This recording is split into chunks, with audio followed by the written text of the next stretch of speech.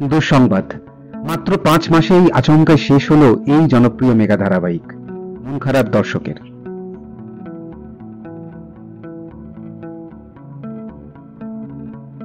সিরিয়ালগুলির অবস্থা সত্যি শোচনীয়।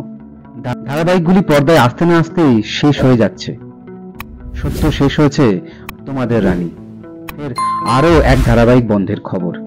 এই মেগা মাত্র 5 মাসের মধ্যেই বন্ধ হয়ে যাচ্ছে। মন খারাপ দর্শকদেরও।